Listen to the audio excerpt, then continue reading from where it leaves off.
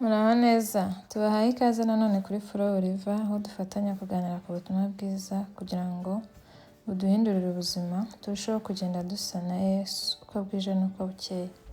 Hari igihe rero mu buzima bwacu ibintu byose bisa nk'ibiturwanya, rwose ukamera nk'urimo guteraganwa n'umuyaga ukomeye cyangwa nk'amazi yuzuye imivumba, ku buryo wumva nta cyizere gisigaye, hahandi uba uvuga ati birandangiranye rwose.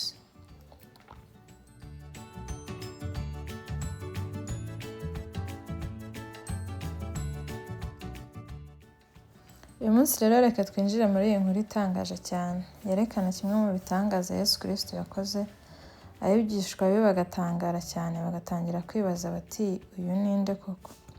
Hari mu ijoro rimwe, ikirere kijimye cyane, umuyaga uri guhuha cyane, abigishwa ba Yesu bari bari mu bwato hagati mu nyanja, barwana n'imivumba, ubwato bunyeganyega neza buri hafi nko kurohama.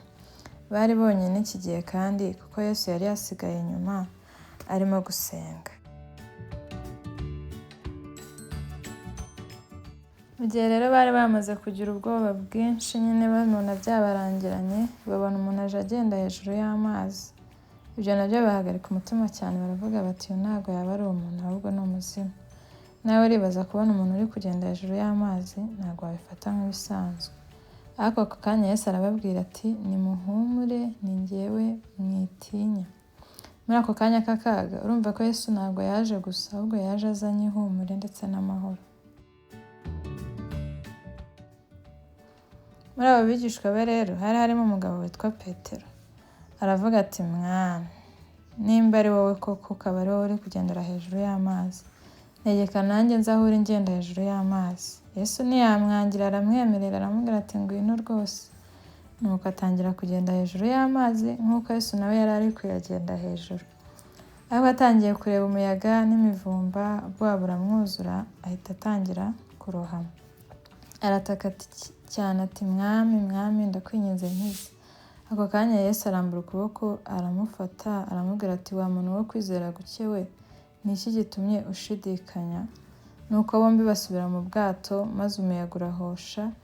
Abigishwa be bose babibonye baramupfukamira, baravuga bati ni ukuri rwose noneho uri umwana w'Imana.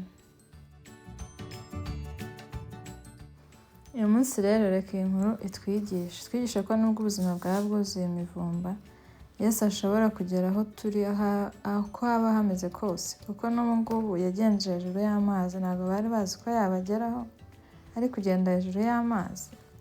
Kandi twigisha ko kwizera bisaba no gutinyuka, nyine ntiturebe ku bibazo, kuko iyo turebye ku bibazo dushobora kurohama.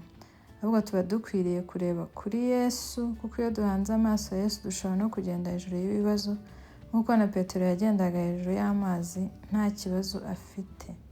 Niyo mpamvu rero tugomba guhanga amaso kuri Yesu. Kandi nanone twigisha ko no mu gihe cyacu cyo gushidikanya rwose twacitse intege, byatunaniye, iyo dutabaje Yesu aradutabara. Nk'uko na Petero yahamagaye Yesu, nubwo yari yashidikanyije, ntabwo yavuze ati kubera gushidikanya kwawe ndakwihoreye, ahubwo yaramutakiye, nabwo amufata ukuboko rwose aramutabara.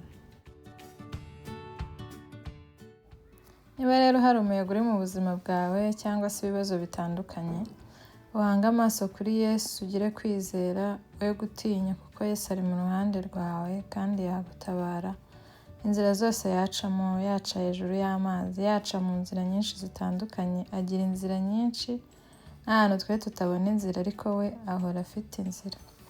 Iyi nkuru rero wayisanga muri Matayo igice 14 guhera ku murongo wa 22 kugeza ku wa 33, no muri Mariko ibice 6 guhera ku murongo wa 45 kugeza ku wa 52, cyangwa se muri Yohana ibice 6 guhera ku murongo wa 16 kugeza ku wa 21.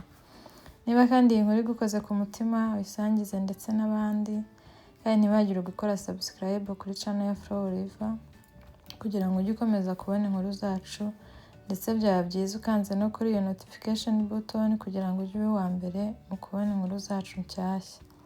Murakoze rero, Yesu abahe umugisha, turabakunda, naho ubutaha mu zindi nkuru nyinshi zitandukanye zo muri Bibiliya.